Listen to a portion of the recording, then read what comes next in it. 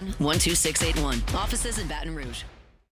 Now, the Hunt Palmer Show. Yes! I feel like I've been waiting for this my entire life. You're listening to the Hunt Palmer Show on 104.5 ESPN Baton Rouge. Jolly good fun. Jolly good. Locking down the middle of the day. America's favorite daytime fun show. Live from the Mercedes-Benz of Baton Rouge studio.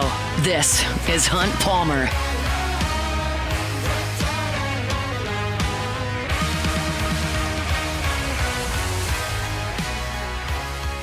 Welcome in. Hunt Palmer coming to you from the Mercedes-Benz of Baton Rouge studio downtown in the capital city on this Monday. Hope your work week's off to a good start. We have got a lot to do. A lot of times on Mondays, I don't have a ton of guests because there's a lot to react to on the weekend. This is kind of the last weekend when we don't have a lot to react to. So we're going to have some guests. Marc Whiteman's going to join us coming up in 15 minutes. Marc is a sports director at WYFF in Greenville, covers the Clemson Tigers. I want to get an update on Clemson. They had a scrimmage over the weekend. They've had an arrest. They've had an offensive line injury. Just kind of want to get a state of what's going on there at Clemson. So we'll talk to Marc Whiteman coming up in 15 minutes. I was at LSU's practice earlier today. I'll talk about that at the bottom of the hour. Matthew Bruni from On 3 was also there. We'll talk to him at 2 o'clock. Matthew Paris covers the Saints for The Advocate. He was there in the Dome yesterday for Saints and Jaguars. We'll talk to Matthew in 15 minutes. So lots and lots to do. Got Jordan Kitchens, Cassius Pizzali back there on the ones and twos. We'll start things the way we start every day with our Genesis opening drive. It's time for Hunt's opening drive, presented by Genesis of Baton Rouge. I want to start with the Saints. Preseason game number 2 inside the Dome, Jags and Hoodats. And it did not get off to a very good start. You had Tyler Shough out there with the first team Saints offense. He takes a sack. He gets a grounding call. It's 3rd and 30. Then his second drive, he goes 3 and out immediately. Trevor Lawrence takes the field for one drive in the Jags' first offense. They go right down the field against the Saints' number 2 defense with no resistance. And it was not a lot of fun to watch there for the first, 10 minutes of game time. Just absolutely nothing really positive at all from the Saints. But as the game wore on, and unfortunately that's when the more important players come out of the game, there was some good. And I want to start with Spencer Rattler because that's likely the most notable talking point of the end of the game. Rattler did a really good job late in the game, especially on the last drive, to lead down and get that tying score with the 2-point conversion. The 2-minute touchdown drive was very, very sharp. It was very, very decisive. He was 7 of 8 on that drive and through the touchdown. He added 11 rushing yards on the scramble. He obviously ran for the 2-point conversion. I'm not going to put too much into it against guys that are probably going to get cut from Jacksonville's roster. But at the same time, you're looking for small things from young quarterbacks. And I thought that Rattler did a good job of taking what was there. There were a lot of checkdowns from both quarterbacks in this game, and that's okay. I appreciate that. I think a surefire sign of incompetence would be not to take checkdowns and to force the ball too much and to turn the ball over far too often, to try to do things that aren't there. Y'all watched Drew Brees play for 15 years. How many checkdowns did that guy throw? A lot. It's about staying on schedule. It's about staying in rhythm. And I thought Rattler did a pretty good job of doing that. Now, your 2 quarterbacks didn't put a touchdown on the board until the very end of the ball game. So you understand that it's not all great. But I thought that, look, Rattler's throw down the sideline to Mason Tipton was put right on the money. That was probably his highlight of getting the ball down the field. And I liked what Spencer Rattler said in the post game, maybe more than anything he did on the field. And that was in reference to his interception that he threw, which looked terrible on film. I shouldn't say that. It looked terrible live. If you watch it live, Rattler takes the snap, he looks to the right, he throws to the right, and the DB reads his eyes, jumps the route, and picks it off. And in real time, I looked at that and went, God, that's awful. And then they showed the replay, and I had a thought. I was like, I'm not sure that was the best route I've ever seen. A quarterback needs his receiver to kind of get flat and cross the DB's face and catch the ball at the most, deflect at the very least. Like, that's my thinking when I see it the second time. And then I'm listening this morning to our guys on Off the Bench, And Flynn said the exact same thing. I'm going to take Flynn's word for it far more often than I'm going to take my word for it. But since they're the same words, I think we're probably both on the same page. And what Rattler said in the postgame about the interception was we had a little bit of a miscommunication. So to me, that's as fixable a mistake as there is. Like, if you don't see a coverage, that's going to take some time to adjust to that and figure it out. If you don't have the arm strength to make a throw, well, that's a significant problem. If you miss a read significantly that's wide open and progress to something that's not and force a ball, well, like, that's a bad decision. He went to the place he was supposed to go with the ball, and the receiver did not flatten the route out adequately to give his quarterback a chance. And to add on to that, which is going to happen in the NFL, it was a DB making a really good play to come up aggressively and get the interception and, of course, run it back for a touchdown. Like, no, it's not good, but it is fixable. And I loved the answer from Rattler, who was calm, composed, and said exactly what he should after that. He's not shook up by a mistake. He's not, I didn't even think about this when I was going over what I was going to say, rattled, got the name, unintentional, we'll move on.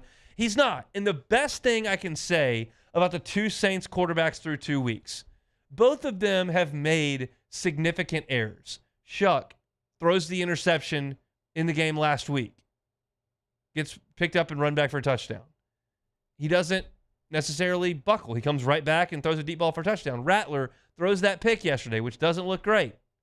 But then he leads the game-tying drive at the end of the game. They've responded to adversity well, which is a good thing. Now, if you go to Shough's performance yesterday, I mentioned just a dreadful start to his day. Sack, grounding, 3 and out, looks brutal. And he's got Olave out there, and he's got Shough out there, and he's got his tackles out there. It's like, this is just doesn't look very good. But he did do some things well. That throw that he made to Welch on the corner route was perfectly on time, perfectly on rhythm, well delivered. Welch went up there and made a play for his quarterback. I liked that play. And you look at the completion percentage, which is 9 out of 12. Like, he's getting the ball to some places and creating positive yardage. He didn't turn it over. It wasn't a work of art, but it's his second game ever in the NFL. So I felt like the quarterbacks were unspectacular, had some mistakes, but did some really good things. I'm going to need the Saints center to be out there. I'm going to need Alvin Kamara to be out there. I'm going to need the entire offense on display and not just this to make more significant judgments than that.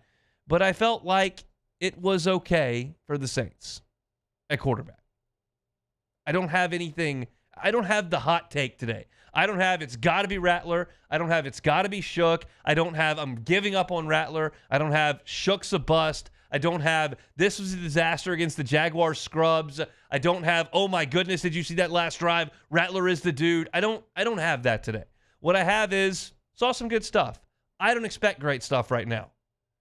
I would expect more good stuff from Rattler against 2s and 3s than I saw from Shough against some 1s, and I did.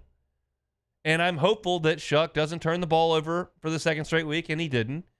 And you just kind of go to the next week. And I'll say this before we get to the back end of this week where I'll repeat it. They should both play a ton in the game coming up on Saturday. Either way, this weekend. They should both play a ton. I think it's Saturday. Because I don't need to see Jake Haener. That doesn't improve the Saints any. Jake Haener's not going to be the quarterback week 1. He's not going to be the quarterback of the future. He doesn't need to play. That's wasted reps. These two guys need to play. I don't care if everybody else on the other team is going to get cut, which is usually the case in the last preseason game. I want to see those two guys out there playing. Now, I thought there was a couple of good things from the running backs. Kendre Miller is showing a little bit of a burst in the little time that he's getting on the field. No, 6 carries for 21 yards, 3.5 a carry is not going to wow anybody, especially when you consider that one of them was 13 yards, so the other 5 carries went for 8 yards. That's not jaw-dropping. But I haven't seen any of Kendre Miller, so it's nice to see him, and there is a little bit of burst there. By the same token, Clyde, really tough physical catch and run to pick up that first down the right sideline.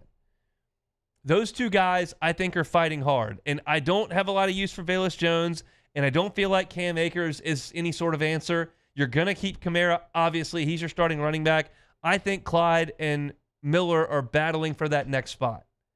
And I think that there's things to like about both of them. Clyde is a better pass protector. He's been a more established player in the league. Miller probably got a little bit more burst at this point.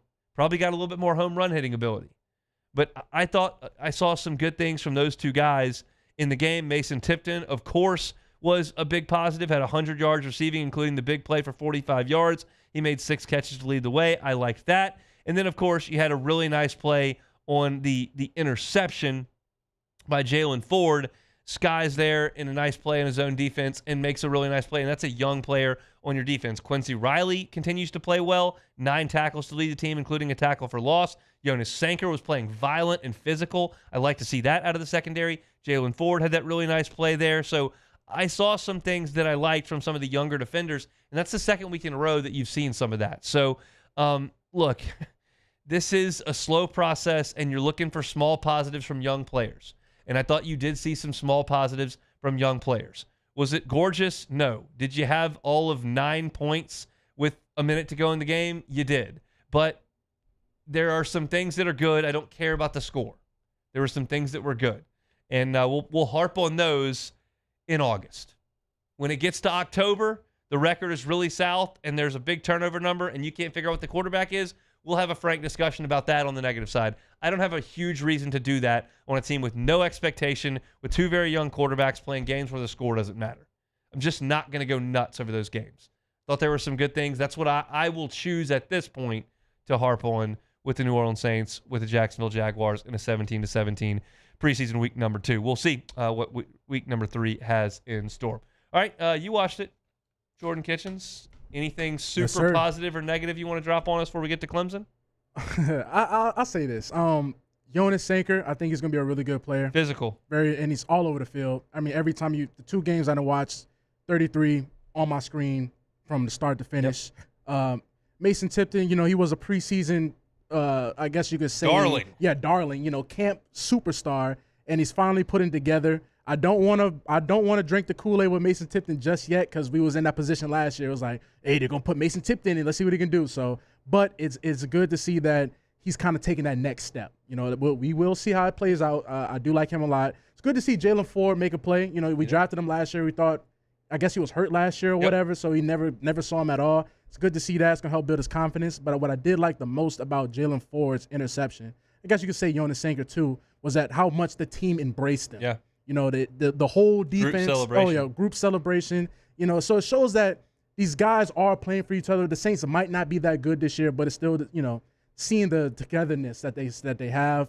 And then finally, last but not least, Isaiah Fox, can we just end this experiment? Yes. The answer to that is yes. Yes, like another game where you played basically the whole game, and what he got? An assist. 3 tackles. He actually's on the stat sheet this time. He was.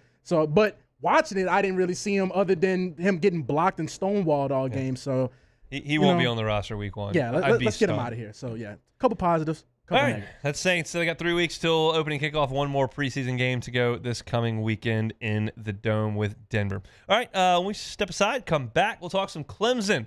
Go up to the Greenville area and talk to sports director at WYFF, Marc Whiteman. That's next. The Hunt Palmer Show.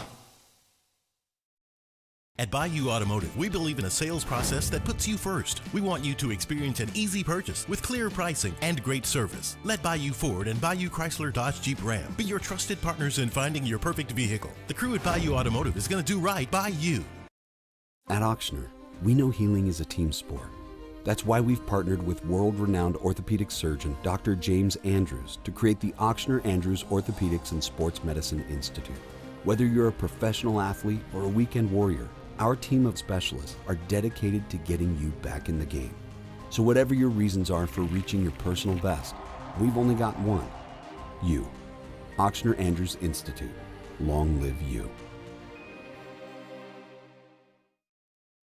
Gulf Coast Bank and Trust is giving our customers the power to bank anywhere, anytime during this challenging event. And we're right there with you. Our mobile banking app is a smart way to manage your money and time. Gulf Coast Bank and Trust, the bank that cares about you. I'm Gabrielle McLeod on behalf of the Louisiana Propane Dealers. I have spent hundreds of hours preparing for scholarship competitions. That preparation paid off when I won the Fitness and Talent Awards, along with the title of Miss Louisiana. The Louisiana propane dealers are also pretty talented and want you to be prepared for when the power goes out. Visit LouisianaPropane.com to find out about propane generators and other safety tips. Louisiana Propane, it truly is the fuel for our future.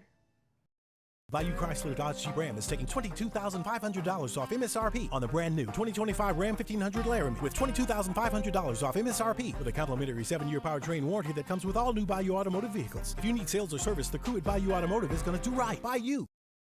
River Parish Contractors has immediate openings for structural steel shop fabricators. Call or text Big Jake today at 318-547-1000 or go to rpcontractors.com and click on employment. River Parish Contractors. Let's get building. At Luba Workers' Comp, our journey began over 30 years ago with a simple belief. Our clients come first. At Luba, our business has always been focused on people, not policies. Through every success and challenge, we've continued to grow because we've stayed true to our values, committed to providing you with genuine dependability. Because your well-being is more than a priority. It's our purpose.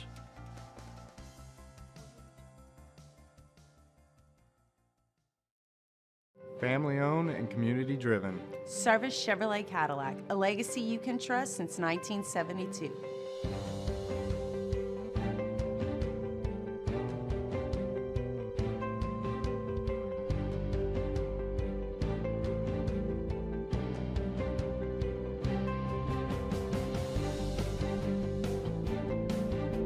Service Chevrolet Cadillac, our family serving your family. For over 50 years.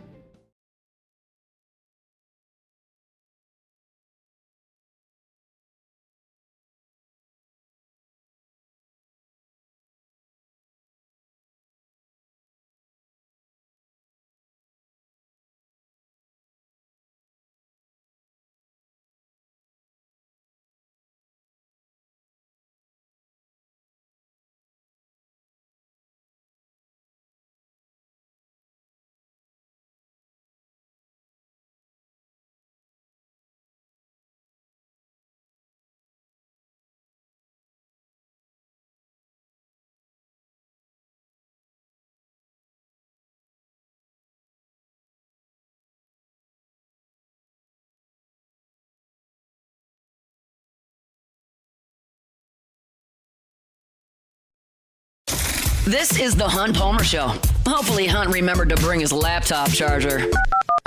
Nah, there's no chance.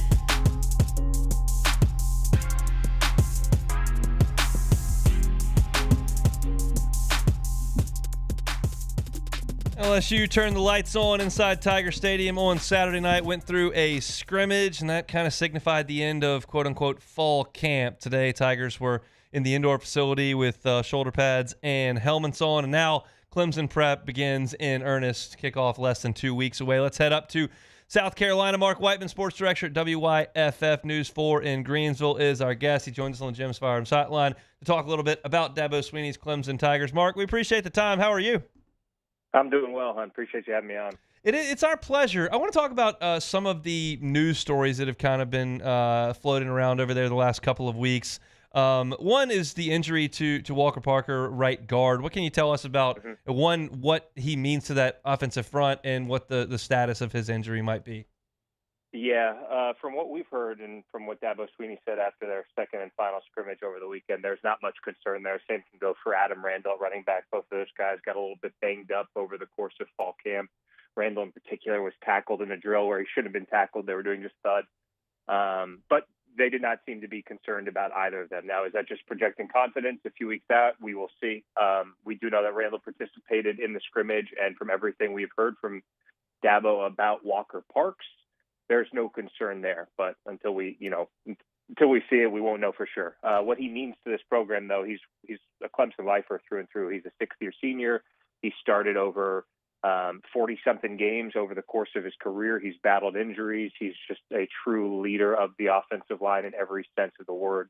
Was a guy who a year ago we thought would be done with Clemson and was able to extend that eligibility and get another year at Clemson. So just one of those true through and through leaders who's really developed over the course of his career, particularly in the last couple of years playing for Matt Luke.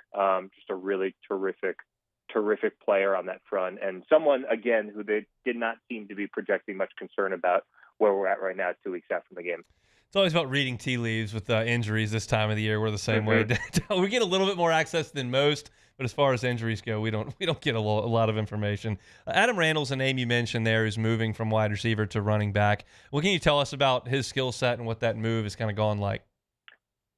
Yeah, I think it's a pretty interesting transition and something that we've heard a lot about over the course of the offseason. You go back to the ACC championship game a year ago and how fundamental he was in that last-second win. He takes a kick return 40 yards, which sets up a 17-yard pass to Antonio Williams and a 56-yard game-winning field goal, and they did that all in the span of 16 seconds to beat SMU for the ACC title and get back into the college football playoff.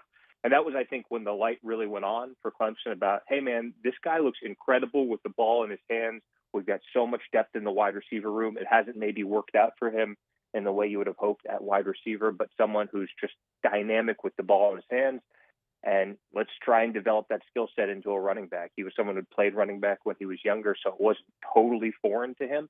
Got a few snaps at running back in the playoff game against Texas, plus a big run in that game, and then really spent this entire offseason learning the position, learning the intricacies of the position.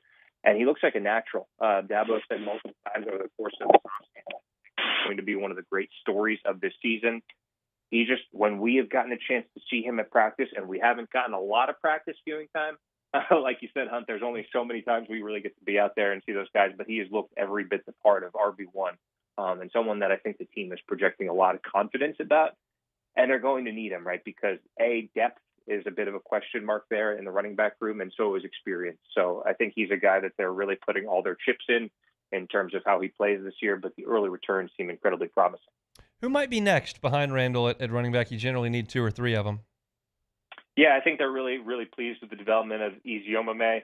And then, of course, Gideon Davidson is a guy who was one of the top running back recruits in the nation coming into this year, but someone who hasn't quite learned the intricacies of the position just yet. Certainly the pass blocking is something that leaves a lot to be desired right now. Seems like a guy who's still swimming a bit in regards to how he's going to catch up to the college game. Just doing everything a little slow right now, but the talent is there. Was one of the great high school running backs in recent memory, someone that the staff has talked up as having all the talent in the world. Jay Haynes was the number 2 a year ago, but suffered a torn ACL last season. He's still working his way back. I think the hope is that over the course of the season, Davidson and Haynes will be able to work their way into a reliable rotation. But right now it feels like you're going into the season with Adam Randall's number 1. Dabo likes to call him Easy as their number 2. Those are the top 2 guys, no doubt, right now. Marc Whiteman's our guest sports director at WYFF TV News 4 in Greenville, talking Clemson football. Cade Klubnik, what was noticeable in his progression last year when he really kind of grew into the all-conference level quarterback that we thought he would be when he was in high school? Yeah, I think that's a great question. I think, for one, everything slowed down dramatically. Year 2, under Garrett Riley, I think there was a certain level of confidence and comfort there going into that year. He became more of a natural leader, whereas before I think he felt like he had to be the leader and maybe he hadn't totally grown into it yet. Now he's just so casual and comfortable in that role, and really going back to a year ago at this time. And then I think the other thing, too, the main one is that he learned to use his legs as a weapon. I remember a year ago at this time, they were talking about Cade running as an X factor for the offense. And a lot of us kind of, rolled our eyes and said we had to wait and see in that regard because it just was not there as a sophomore. But he truly became a dual threat, knows when to break out of the pocket and run. He's just so comfortable, so in command. He knows where everyone's going to be. It's just truly his team. And I think the other thing, too, that you roll into last year is it's just everyone's together again. Like, these guys have played a lot of football together. He's got the entire receiving core back from a year ago. He's got 4 or 5 starters in the offensive line. Just about everyone that he relied on a year ago is right back there. So you've seen that even next step of the curve of progression over the course of this offseason.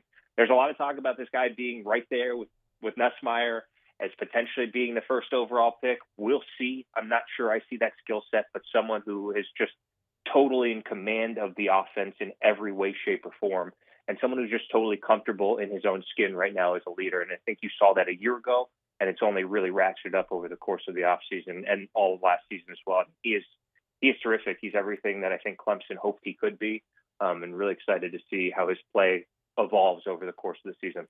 Yeah, Todd McShay released a mock draft on Friday, and he had Cade Klubnik going number 1. I'd rather talk about the next 2 guys he had, which is TJ Parker at number 2 to the Saints, and then Peter Woods at 10. And I look at those 2 guys who we've heard a lot about, and then I look at a defense that was second to last in the ACC in run defense, and I don't understand how that's possible. Can you try to make sense of that? Yeah, I think the big thing you look at is the staff move that Coach Sweeney went out and made this offseason, right, bringing in Tom Allen. And Dabo's been very cautious in terms of having these conversations about this incredibly talented defensive front to say, hey, these are the same guys that got run all on by Texas a year ago, got run all on in the month of November. I mean, everyone had success running on Clemson in the month of November last year. And really the run defense all season long was a great struggle. I mean, Citadel rushed for over 200 yards against them. South Carolina had their way on the ground with them, particularly the North Sellers. So, yeah, there were a lot of difficulties stopping the run a year ago. No question the talent is there. Was it more of a scheme thing? Was it more of the guys being in the right position thing? Was it a coaching thing? I think that's certainly where Clemson landed on. What Dabo Sweeney landed on is needing to make a significant change, and that's why he went out and got Tom Allen. I think everyone's talked about as one of the big coaching hires of the offseason.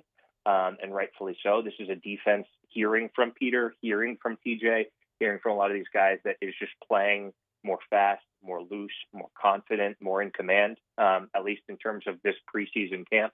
And he's added this extra layer of accountability and scrutiny to their practices that was not maybe there a year ago. He's talked a lot about accountability drills and getting after these guys when they loaf or the effort's not there on a run fit in practice. He's been very demanding and very exacting of them, Tom Allen has, and truly has taken over as a head coach of the defense. And so I think when you get back to the struggles a year ago, was it schematic? Was it effort? I think we're going to see soon enough because they're certainly going to have their hands full right out of the gate.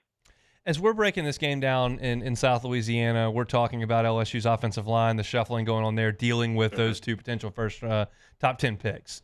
And I did a radio spot in South Carolina last week, and their concern was potentially with Clemson's secondary against LSU's very, very talented wide receivers. Would you share that concern from a Clemson perspective with maybe what the secondary is for Clemson this year in the first week? You know, I got to tell you, hon, I did not hear your interview, but I actually turned the radio on in the car, I guess, right after you'd gotten off the radio. So I had heard them breaking down what you guys had discussed. And no, I think that's absolutely right there with the number one concern for Clemson going into the season, particularly with their starting safety, Khalil Barnes, banged up, injured. As far as we know, has not practiced a ton recently. I think that's a huge concern. And then, the depth of cornerback leaves not necessarily a lot to be desired, but it's just really unproven. And I do think Dabo is so good at knowing when to get after his team and knowing when to build them up in terms of how his coach's style vary from day to day, from player to player. And he's been very careful to build up the guys in the secondary behind his 2 starters. We know Avion Terrell, Ashton Hansen, those are the first 2 dudes that are going to be running out there defensively on the boundary, and with good reason. Jaden Lucas is someone who's talented. Maybe it's never totally matched what he was in terms of the 4-star ranking coming out of high school, but he's been so injured throughout the course of his career. But we have heard Dabo and the coaches talk a lot in the lead up to the start of the season about the guys they have behind them, particularly Corian Gibson, Brandon Strozier, young guys that have not been counted on to do a lot for Clemson to this point, but guys they've talked up through the process in terms of their depth. We'll see. It's one thing to hear coaches talk about it. It's another entirely to see it in action. And I don't know if there's a much tougher test for a group of relatively unproven corners than going up against Nessmeyer and the playmakers you all have on the boundary. So we'll see. I don't really know if that's the right answer for you, but absolutely I think that is the concern going into the season for Clemson. The flip side to that is how much pressure can that front 7 generate and sort of maybe neutralize some of the inconsistencies and inexperience in the back end. I think that remains to be seen. But when you talk about the Clemson defensive line against the LSU offensive line, that's going to be a big, big part about this game, is generating that pressure and trying to keep those unproven Clemson corners not from being on an island for too long. The anticipation is going to do nothing but build over the next 2 weeks. We appreciate a little bit of time. This has been great, and we'll catch up around game time. Sound good? Yeah, appreciate you, Hunt. Thanks for having me on. Absolutely. It's our pleasure. Marc Whiteman, sports director of WYFF in Greensville up there in South Carolina. It's the storylines for this game are essentially kind of etched in stone at this point. How they play out, we don't know. But everyone understands that LSU's shuffling the offensive line. We're going to talk about it in 3 minutes.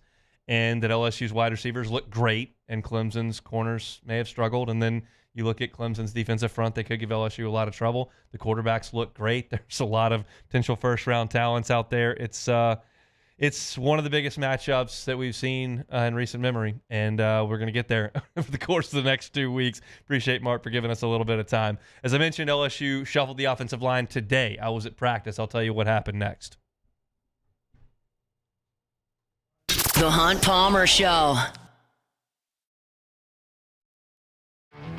There it is, the extra mile, on the border of expected and extraordinary for those willing to go further, like vans customized for work or play, with safety and tech to keep you connected, supported by a 5-star sales, service, and finance team, and backed by the 1-star you know. So go the extra mile. It's never crowded, because so few have what it takes to go there. Mercedes-Benz Vans. Breck teamed up to reimagine your parks, and you imagined big. With your help, we went to work, creating 12 beautiful community parks across the parish. A family-sized water park, miles and miles of trails, and parks just for your dogs. There are more places to splash, to explore, to run wild, and even soar. You imagined, we delivered. Gold. Breck, your #1 park system in the nation. These ice cubes could have been a thankless bed for an all-you-can-eat salad bar. But instead, they cradle and cool the crisp, refreshing Dos Equis. Nicely done, ice cubes.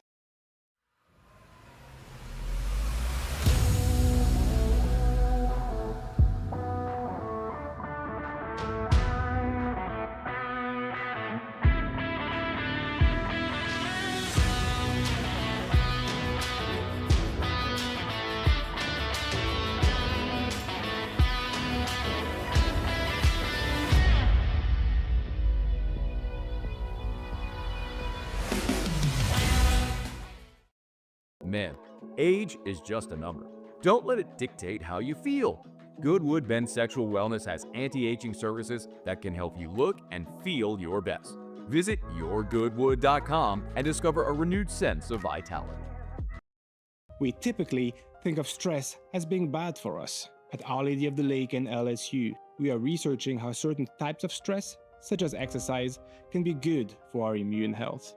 By studying people under extreme stress, such as athletes, astronauts, service members, and first responders, we're learning how to improve the immune health of everyone.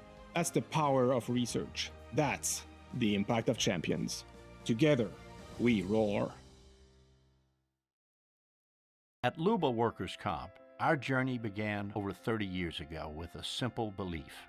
Our clients come first. At Luba, our business has always been focused on people, not policies. Through every success and challenge, we've continued to grow because we've stayed true to our values, committed to providing you with genuine dependability. Because your well-being is more than a priority. It's our purpose.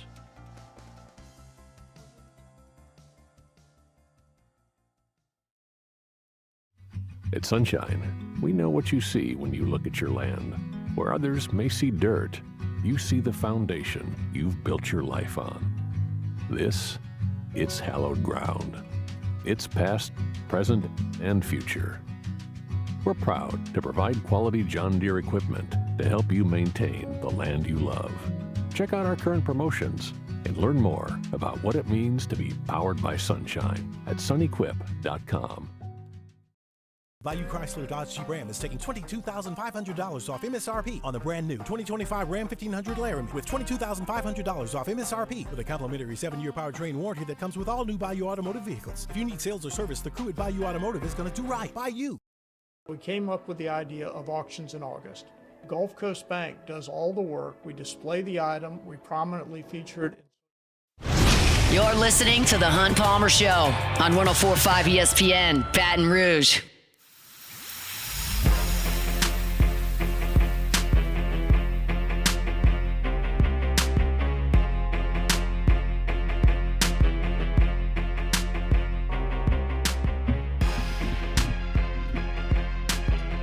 All right, we'll talk LSU with Matthew Bruni coming up in 25 minutes. We'll talk Saints with Matthew Paris from The Advocate coming up at 2:15. Matthew Bruni was at practice this morning. Matthew Paris in the Dome yesterday, so we'll get caught up with those two guys in the second hour. I want to talk about LSU's practice today. I thought I went into practice with low expectations because they scrimmaged on Saturday, and I knew that we would be in the indoor. And I knew that we were only getting 15 minutes. So at that point, having experienced this, I know that there's very likely going to be very little for me to write about in 15 minutes of indoor work. The likelihood before I ever set foot in that practice facility was that they weren't going to have any contact. They weren't going to go 11 on 11. It was going to be tough to come up with a practice report. Well, of course, you make assumptions. What happens? I was dead wrong. So I walk into the facility, and the first thing I notice is that the first team offense, led by Garrett Nussmeier, is working with no defense, and they're going 5 yards at a time down the field, running different plays from the 40-yard line. So they run 7 plays. And the first thing I notice is there's Carius Kern, true freshman, playing right tackle. So I write that down in my notes as I'm walking up, and the first thing I'm going to do after I write that note is, okay, is Weston Davis here? Weston Davis was at practice. And when the second team offense went out there after the first team finished, Weston Davis went to right tackle with the second team. That is significant. That doesn't mean Weston Davis has had a terrible camp. That doesn't mean Weston Davis has been benched. That doesn't mean Weston Davis is a bust or that he's not starting against Clemson. In my opinion, what it means is that there is a significant chance that Carius Kern is your right tackle. I don't think that decision's been made because Weston Davis worked with the first team at right tackle, but so did Carius Kern. And I have not seen Carius Kern take a single rep at right tackle this fall practice. Have not seen one. Carius Kern has worked exclusively at left tackle with the second team. So for him to move and for Weston Davis to move to the second team tells you they're experimenting with that look right there. And then when Carius Kern was pulled away from the first team and started working with the second team, where he's been the left tackle all of camp, he went to the right. Ori Williams played left tackle. So they are looking very, very strongly at Carius Kern at right tackle. This is a name that most of you have suggested you'd like to see into the fold.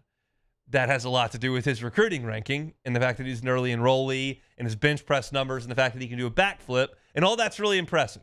But we have not seen him make a push here. And I think my assumption, and I think most people's assumption after the last 3 weeks has been that really the competition is at guard, not necessarily at tackle. Well, that changed today in my estimation. In my estimation today, you've got a real competition at right tackle between Weston Davis and Carius Kern, and they're going to see over the course of the next 4 practices what Kern looks at right tackle. And if it looks better than what they've seen, I think they're going to go with him next week. I can't give you a percentage on what the chances are of that happening. I've never seen Carius Kern play right tackle. I don't know what happened in the scrimmage on Saturday. I don't know. All I can tell you is Weston Davis is healthy. He was at practice, dressed, and he's working with the second team, and Kern flipped over to the right side. Also on the offensive line, with the first team at left guard, Paul Mabenga. We know this is a competition at guard. We know DJ Chester and Paul Mabenga are fighting for that left guard spot.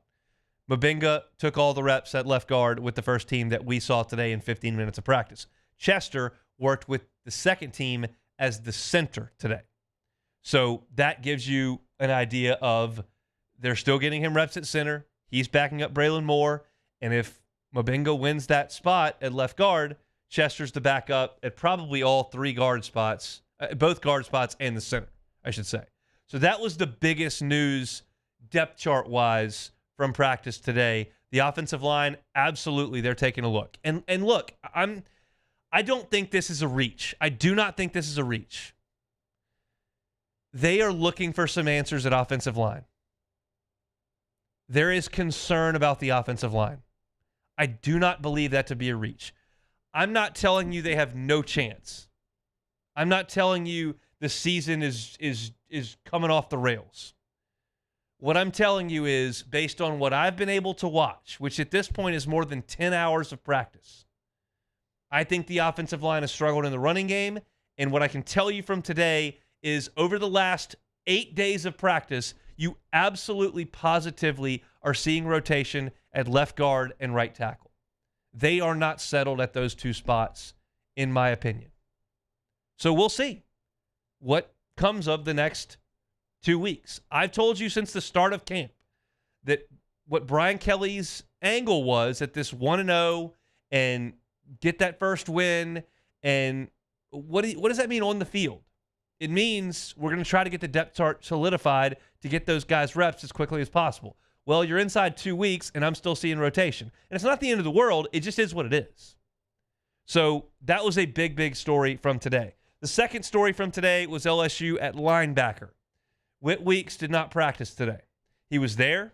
He had his number 40 jersey on. He wore his helmet at times, which LSU is in shells today. Shoulder pads and helmets, no leg pads. Whit did not have shoulder pads on. He wore his helmet, but when they went to team drills, he stood 20 yards behind the defense and watched. It looked like from 3 stories up and 60 yards away, he also was wearing tennis shoes. I can't swear to that. It's what it looked like. It didn't look like he was cleated up. He didn't practice on Friday either. And Brian Kelly said on Friday, yeah, we don't let him practice 5 days in a row. I don't know if he scrimmaged on Saturday or not. Nobody practiced yesterday, and Whit Weeks didn't practice today. He doesn't look to be injured. He doesn't have a bandage on or a cast on, or he's not limping around. He's not on crutches or a scooter. He's walking around. He's not in the training room. He's out there at practice. He very well just may be on a pitch count, and that's fine. That's completely fine with me. I don't need Whit Weeks in a shells-only practice that we saw today that didn't feature any 11-on-11 with collisions for the first 15 minutes. I don't need that. He doesn't need that. But it's noteworthy that he wasn't practicing Friday and he didn't practice today. That's one thing. The second piece is that Harold Perkins was not at practice today. I don't know why. Brian Kelly will answer for that potentially this week. But we didn't see Harold Perkins, and I didn't see him around the sidelines either. So I don't have any explanation for that at all. But I can tell you that with no Whit Weeks and no Harold Perkins, Tylen Singleton was working with Wes Weeks as the starting inside linebacker, and Jordan Gilbert is working at the star. I believe he's moved to that position at this point.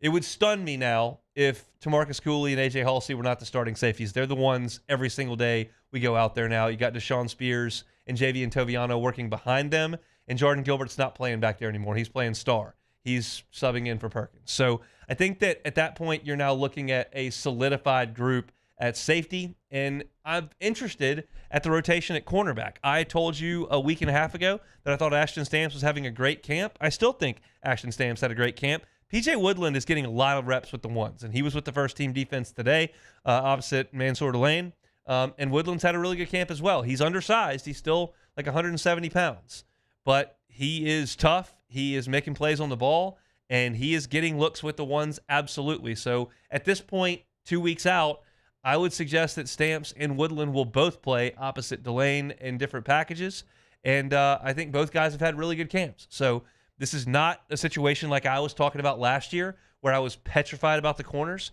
not like 2 years ago where I was petrified about the corners.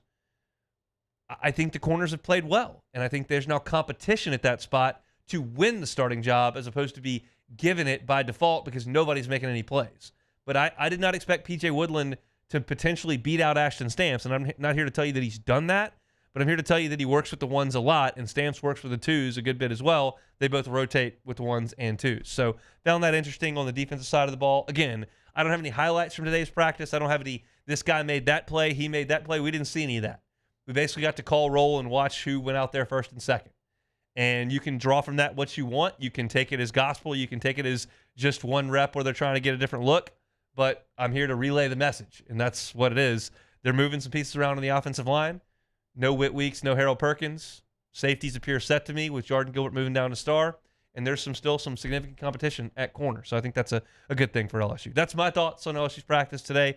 Coming up in 15 minutes, we'll talk to Matthew Burney, see what he thought about all of it out at the Ponderosa. We get one more day to watch LSU practice on Tuesday morning. We'll get a look for the entirety of practice, and they'll lock us out until Clemson. That's fine with me. I'm appreciative of everything that they've allowed us to watch, and hopefully y'all have enjoyed the content we've been able to provide from a radio perspective and at LouisianaSports.net. If you want to go check out my practice report that's on the written version, you can check that out for free at the front page of LouisianaSports.net. All right, when we come back, LSU baseball has announced some scheduling, and I'll tell you what I think about their pre-conference as well as where they're headed for their Week 2 tournament. We'll do all that when we come back. The Hunt Palmer Show.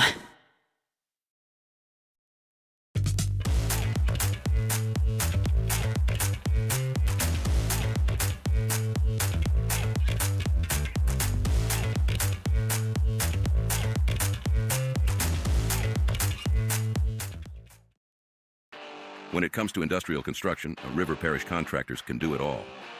Mechanical, structural, custom fabrication, specialized welding, and turnaround services. Strategically located in between Baton Rouge and New Orleans, we have the local team with the experience and commitment to safety to manage the most complex industrial projects. Period. Here's the deal. Partnering with us means your project is delivered on time, on budget, and most important, safely. River Parish Contractors, let's get building. These are the luckiest ice cubes in the world. They could have been a thankless bed for an all-you-can-eat salad bar. But instead, they've been called upon to cradle and cool a crisp, refreshing Dos Equis. Looks like the lucky just got luckier. Dos Equis. Breck teamed up to reimagine your parks, and you imagined big. With your help, we went to work, creating 12 beautiful community parks across the parish. A family-sized water park, miles and miles of trails, and parks just for your dogs. There are more places to splash, to explore, to run wild, and even soar. You imagined, we delivered. Gold. Breck, your #1 park system in the nation. ED, low T, or simply seeking to optimize your health and performance? Goodwood Men's Sexual Wellness offers a range of discreet services to address your specific needs. We empower men to reclaim their health and confidence. Visit yourgoodwood.com. When it comes to choosing energy for your family and your home, make the smart choice with natural gas. You can count on efficient and affordable natural gas to keep you comfortable and reduce your environmental impact to help protect our planet. Together, we're fueling our energy future. Atmos Energy. We came up with the idea of auctions in August. Gulf Coast Bank does all the work. We display the item, we prominently feature it in social media, on our website, but we do it because it's the right thing to do for the community. It's not just a game, it's a religion. You've got your team colors, team swag, and now your very own website. LouisianaSports.net. Everything LSU, Saints, and Pelicans. Sports on demand. In-depth coverage by sports writing pros with continuously updated news. And with the LouisianaSports.net newsletter, you get pinged directly with top trending stories. Best of all, now and always, no paywall. It's free. LouisianaSports.net. Powered by 104.5 ESPN Baton Rouge. Your home for Louisiana sports.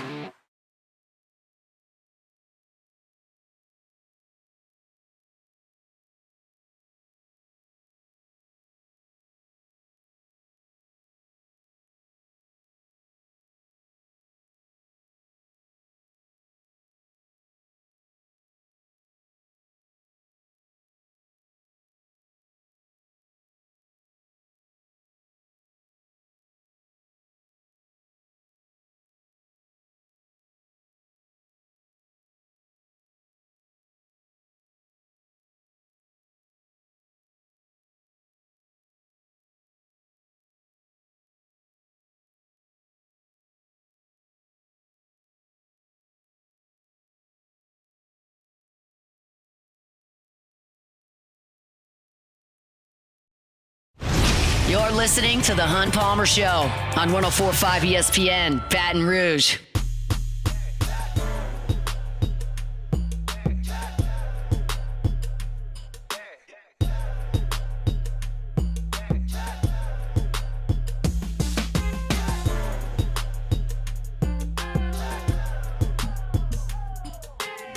right, wrapping up hour number 1 here.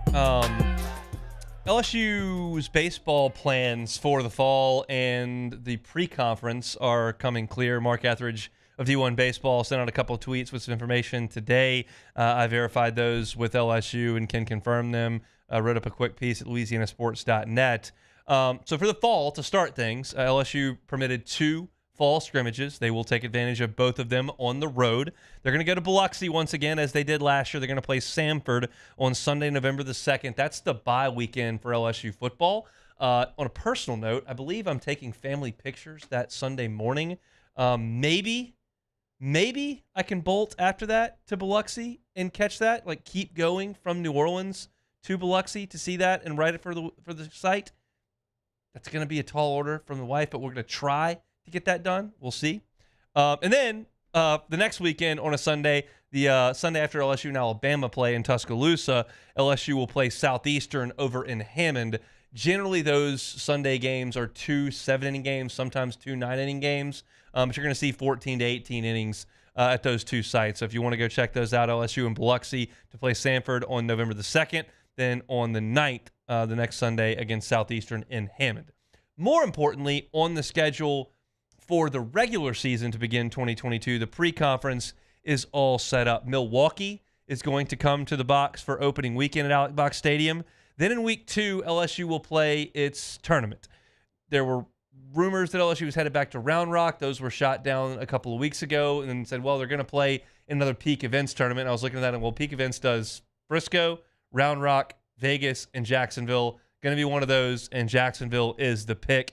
They will be joined in Jacksonville by Indiana, Notre Dame, and Central Florida. Those 3 teams did not qualify for the NCAA tournament this past year, so not a star-studded field there in Jacksonville, but a new scene for LSU. And if you're looking to maybe beat the cold weather, watch a little baseball in a different place, you can head over to Jacksonville, catch LSU and Indiana, Notre Dame, and Central Florida the second weekend of the season. Week 3, LSU is going to host Northeastern and Dartmouth. If you don't recall this, Northeastern this year won 27 games in a row entering the NCAA tournament. They won 49 games this past year, had the lowest ERA in college baseball. They went 1-2 in the regional, but they've been a good program consistently. This is a program that has been to the NCAA tournament 3 of the last 5 years. They had 6 guys drafted off that team this past year, so it's not some sort of, murderer's row that's coming to Baton Rouge, but a respected program that very likely, I can't guarantee anything, especially in the portal era, but it's likely that Northeastern has a good year. And what you need if you're LSU is teams that are going to make that RPI look good. And Northeastern is likely to do that. Dartmouth, I can't speak to, but Northeastern should. And then week 4, the final non-conference weekend of the year, Sacramento State is headed to Baton Rouge. Sacramento State last year in the WAC went 32-26 on the season. So the big news is obviously the move to Jacksonville. No marquee weekends, no word on what LSU is going to do. Jay Johnson in these Texas weekends has jazzed them up with a good midweek game. LSU played DBU at Globe Life, heading to Frisco. On the way back from Round Rock, they played Texas on that Tuesday in a really fun game in 2023. So no word. Oh, Rice. They played Rice last year on the way to Houston as well. So we'll see if there's something in Florida around Jacksonville that they can drum up. I haven't heard that. I would love it if they could play Florida State or somebody on the way. But that's something we'll just have to see as the schedule becomes apparent. You get the SEC schedule sometime generally in October, November. So nothing from that note. But LSU will open the season with Milwaukee in the box. They'll go to Jacksonville for week 2. They'll play Northeastern and Dartmouth in week 3, and then Sacramento State in week 4. So that is what the pre-conference looks like for Jay Johnson's Tigers. If you're looking to catch the Tigers in the fall, you can do so in Biloxi on the bye weekend Sunday and the LSU-Alabama Sunday down I-12 in Hammond against Southeastern Louisiana. I'm okay with LSU playing those games on the road. I'm okay with LSU going to Hammond to play, to maybe sell some tickets for Southeastern and to allow some folks in the Tangipahoa era to go check out LSU a little bit closer to home. I would love it if it was at the box. It's easy for me to go. I can sit in the press box, do all that. But I'll watch plenty of LSU in the spring. So if somebody else gets a look in the fall, you got some fans on the Gulf Coast or on the Mississippi coast that want to go watch LSU play, all the better. I think that's cool. And the players get a chance to go over to Biloxi as well. So that's a cool environment to go play in a minor league stadium. So if you want to read up on that, you can at LouisianaSports.net. I'm going to go ahead and put that out. Hat tip to Marc Etheridge for grabbing that first. But like I said, I was able to confirm that with LSU. So that is that's official from the folks over at LSU Baseball. That's it for hour number one. That was fast moving. Hour number one here on this Monday. I opened the show talking about the Saints preseason game. You can check that out on YouTube, wherever you find your podcast hunt on Saints. One more preseason game to go for the black and gold. Marc Whiteman was great at the second segment of the show. He is sports director at a TV station there in Greenville covering Clemson. Had a lot to say about Clemson as far as their injuries on the offensive line, concerns on defense, strength on defense. Talk to Marc about that. You can catch that at Hunt on LSU. My practice report at 1:30. You can find that for free on LouisianaSports.net as well. We've got a couple of guests coming up. Matthew Bruni in 5 minutes talking LSU practice. Matthew Paris talking Saints coming up at 2:15. Plus, Auburn made a big announcement about one of their legends. We'll talk about all of it when we come back after Sports Center. Pause for national headlines on a Monday edition of the Hunt Palmer Show. The Hunt Palmer Show. Genesis of Baton Rouge. GenesisofBatonRouge.com is the website. Every car that's on the lot is online at GenesisofBatonRouge.com. The people are one of the separators over at Genesis. You deal with those folks and their sales staff, and you understand how serious they take customer service. I know a lot of people have had various experiences on a car lot where you felt like you've been pressured, felt like you've been swarmed or upsold, try to take advantage of. That's never going to be the case at Genesis. They're going to treat you like a guest, not a customer. You're going to feel that when you walk into their facility that kind of feels like a spa.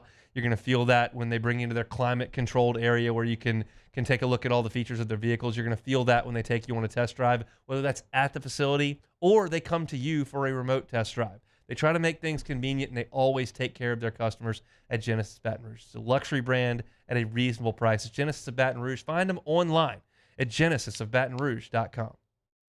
At Bayou Automotive, we believe in a sales process that puts you first. We want you to experience an easy purchase with clear pricing and great service. Let Bayou Ford and Bayou Chrysler Dodge Jeep Ram be your trusted partners in finding your perfect vehicle. The crew at Bayou Automotive is going to do right by you. Baton Rouge's home for real rock. It's Eagle 98.1. Foo Fighters. Led Zeppelin. AC/DC. Pearl Jam. And the flagship home for LSU sports. Take us anywhere with the Eagle 98.1 app. Eagle 98.1 is the rock station. Today, we are shaping tomorrow. We are researching how extreme stress impacts the immune system, from trauma victims to athletes and even astronauts. Our work is leading the way in sepsis treatment, saving countless lives. We're unlocking the mind with music in exciting new ways. Our Lady of the Lake Health and LSU are improving the health of our state. That's the impact of champions. Imagine the impact we'll have on the future. Together, we roar. Hi, this is Beth Serena. Welcome to my pool.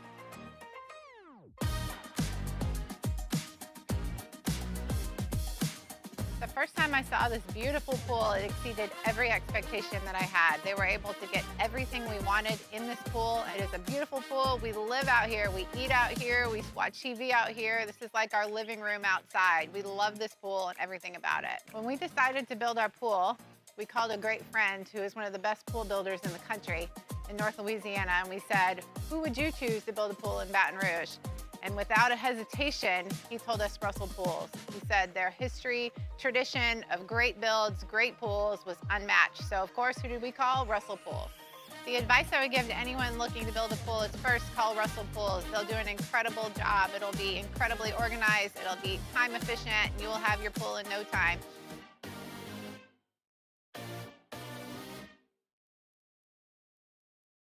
At Auctioner, we know healing is a team sport. That's why we've partnered with world-renowned orthopedic surgeon Dr. James Andrews to create the Auctioner Andrews Orthopedics and Sports Medicine Institute. Whether you're a professional athlete or a weekend warrior, our team of specialists are dedicated to getting you back in the game. So whatever your reasons are for reaching your personal best, we've only got one: you. Auctioner Andrews Institute. Long live you. Family owned and community driven. Service Chevrolet Cadillac, a legacy you can trust since 1972.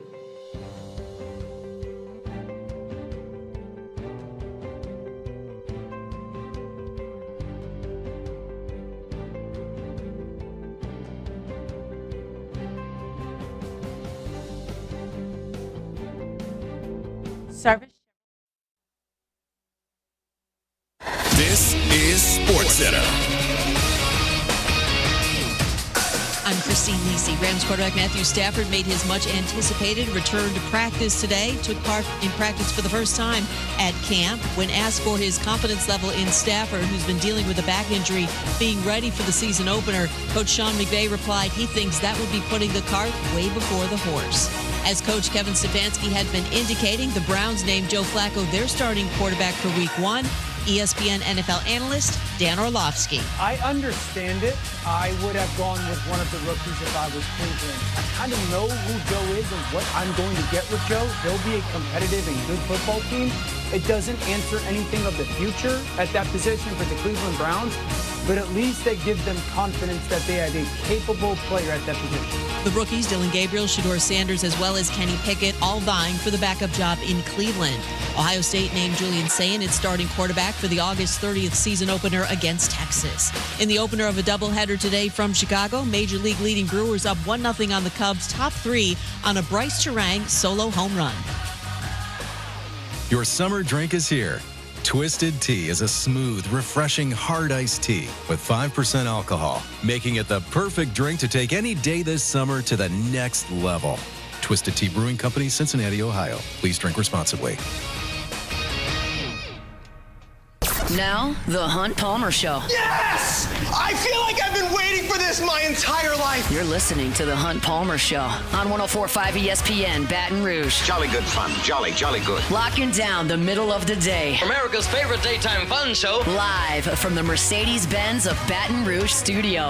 This is Hunt Palmer.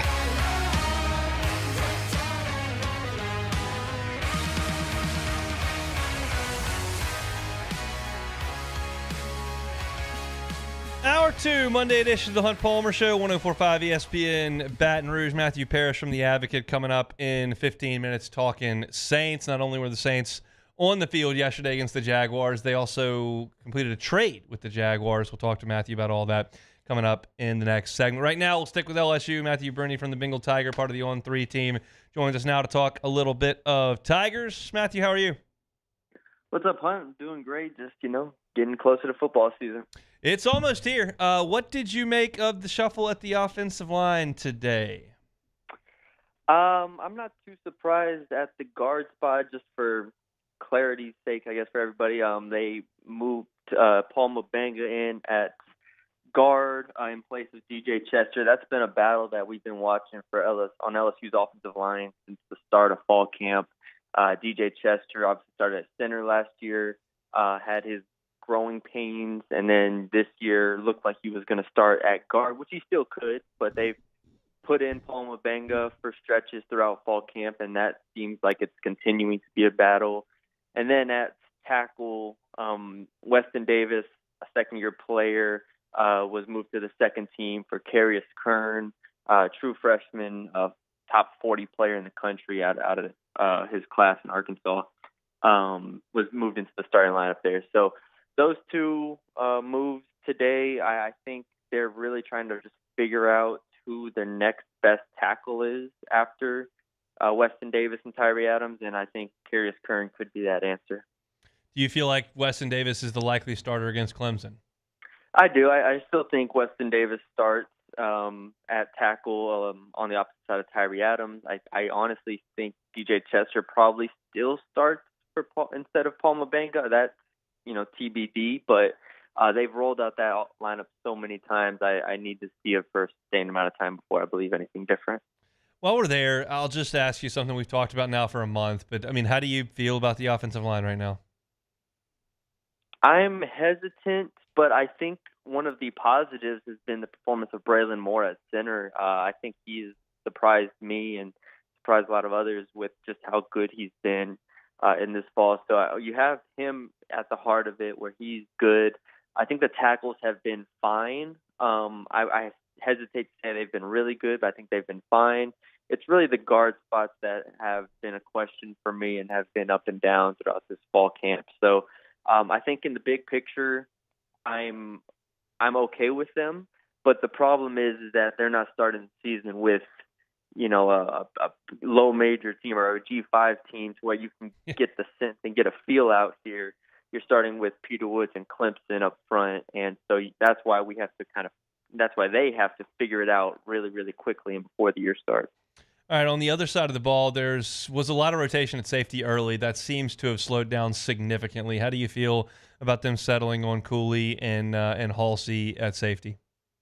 Yeah, it's this is what we were all expecting. This is what we were hoping for when they brought those two in. Those are two extremely high-level players at their previous stops, and I have seen nothing to believe that they're not going to be very, very good players for LSU this year. Halsey against the run, Cooley as just a playmaker in the back end, and then you get even to the two deep there where you have Javian Toviano and Deshaun Spears who can make plays as well. It's allowed them to move Jordan Gilbert down the depth chart and move him into the star position to be a backup to Harold Perkins.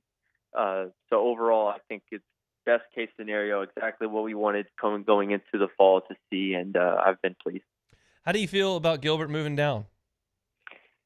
I mean, I think it's kind of necessary just because they don't really have a backup star. Now, we talked and we've seen C.J. Jim Coyley, we've seen Charles Ross. Those are two freshmen, true freshmen in that room that have gotten playing time in the fall and throughout the spring. But ultimately, Jordan Gilbert is an older player. He's a veteran. He's someone that, they hope still can maybe be in the two deep somewhere. So this is the only place where I think he can even be in the two deep. I think he has some coverage ability. I think he has some tackling ability when he's healthy, and that's the hope. I will say that if Harold Perkins ever does not play a game or a set of downs or something, instead of Jordan Gilbert, I would much rather them just put in a true nickel or put a fifth defensive back on the field. To that point, P.J. Woodland got some run with the ones and has gotten some run with the ones over the last couple of weeks. Does that surprise you a little bit? I don't think so. I think he is, first of all, I mean, last year we saw in fall camp him really emerge and be a guy that impressed coaches. I look at him kind of similar to Ashton Stamps, where I think these guys are just ultimate competitors and really, really good in practice settings and really good in situations in games. My hesitation with them is the overall upside to where you get with a DJ Pickett and you get with Mansour Delane to a degree. So I think I'm not surprised that Woodland continues to give, some first team reps to get sprinkled in there. I would love him at nickel where they tested him out in the spring. But I hesitate to say that he's really going to start against Clemson. Who do you think is going to lead LSU in sacks this year? Oh, that's a tough question. I wanted to say Gabriel Relaford, but I think him and Patrick Payton will kind of split up those sacks. Not saying they won't play together at all, but I think those two are just so good. I could see both of them having good years, but not hitting double digits. Obviously, the hope, I think, is Harold Perkins at that star position. I do think he will be blitzing some. I do think he'll be in the backfield. I think all of them can end with around, 7 to 10 sacks, somewhere in that range. So it's kind of picking between that group. I'll stick with Relaford. I'll stick with Relaford, but I don't think you can go wrong with picking any of those three. What adjective would you use to describe LSU's pass rush at this point?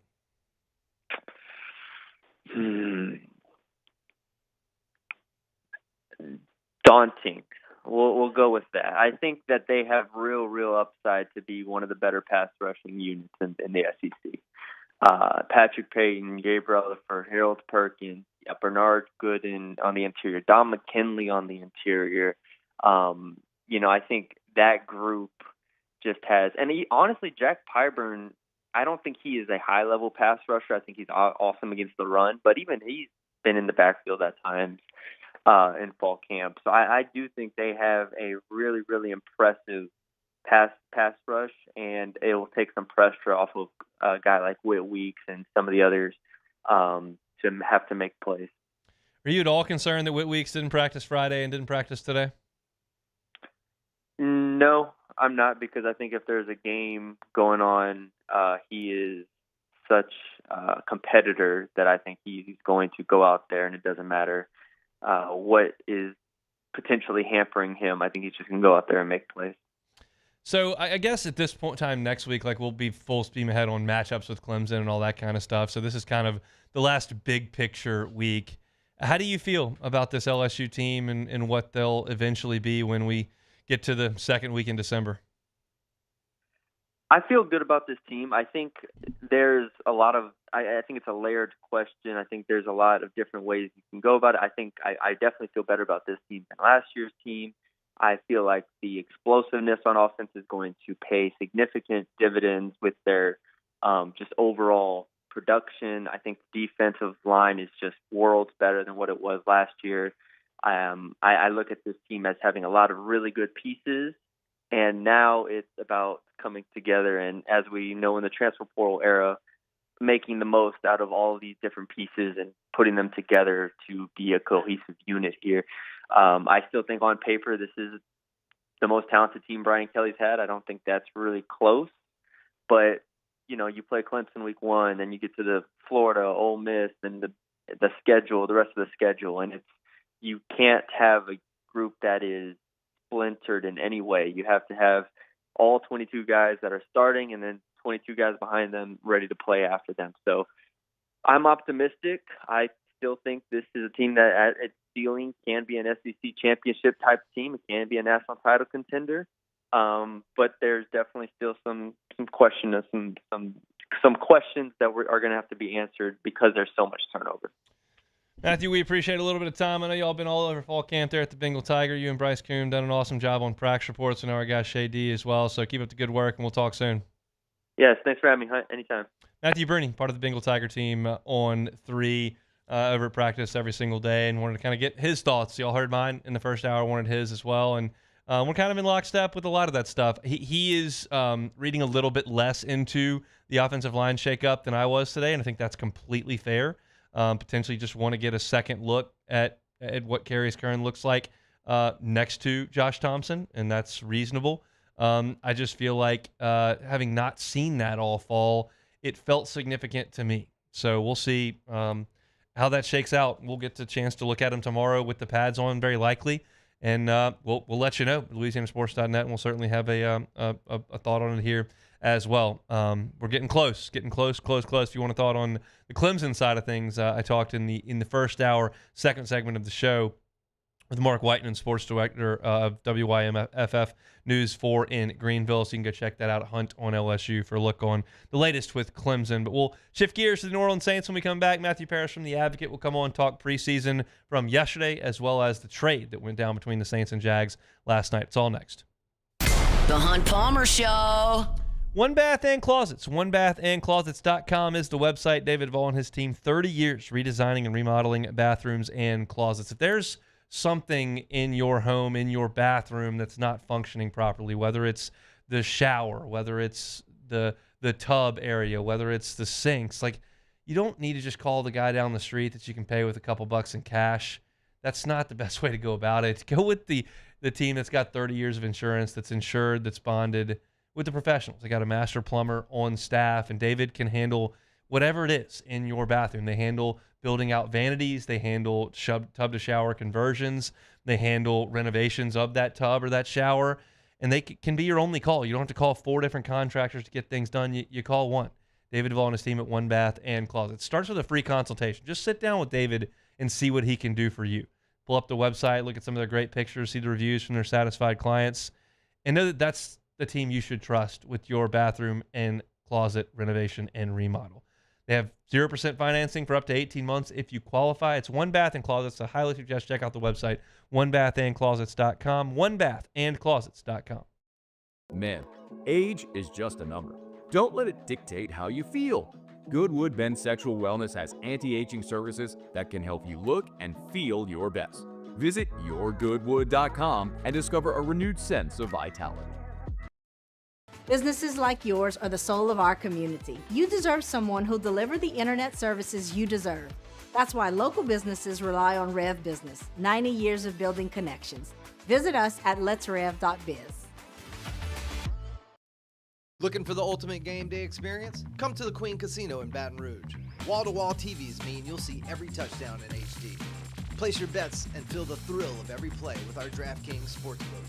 The Queen Casino, where every moment is a win. There it is, the extra mile. On the border of expected and extraordinary for those willing to go further. Like vans customized for work or play. With safety and tech to keep you connected. Supported by a 5-star sales, service, and finance team. And backed by the 1-star you know. So go the extra mile. It's never crowded because so few have what it takes to go there. Mercedes-Benz Vans. At Atmos Energy, our smart choice solutions help customers save energy and emissions with rebates up to $500 off high-efficiency natural gas appliances, smart thermostats, and weatherization upgrades. Together, we're fueling our energy future. It's not just a game, it's a religion. You've got your team color, team swag, and now your very own website. LouisianaSports.net. Everything LSU, Saints, and Pelicans. Sports on demand. In-depth coverage by sports writing pros with continuously updated news. And with the LouisianaSports.net newsletter, you get pinged directly with top trending stories. Best of all, now and always, no paywall. It's free. LouisianaSports.net. Powered by 104.5 ESPN Baton Rouge. Your home for Louisiana sports. We typically think of stress as being bad for us. At Our Lady of the Lake and LSU, we are researching how certain types of stress, such as exercise, can be good for our immune health. By studying people under extreme stress, such as athletes, astronauts, service members, and first responders, we're learning how to improve the immune health of everyone. That's the power of research. That's the impact of champions. Together, we roar. At Luba Workers' Comp, our journey began over 30 years ago with a simple belief. Our clients come first. At Luba, our business has always been focused on people, not policies. Through every success and challenge, we've continued to grow because we've stayed true to our values, committed to providing you with genuine dependability. Because your well-being is more than a priority. You're listening to The Hunt Palmer Show on 104.5 ESPN, Baton Rouge.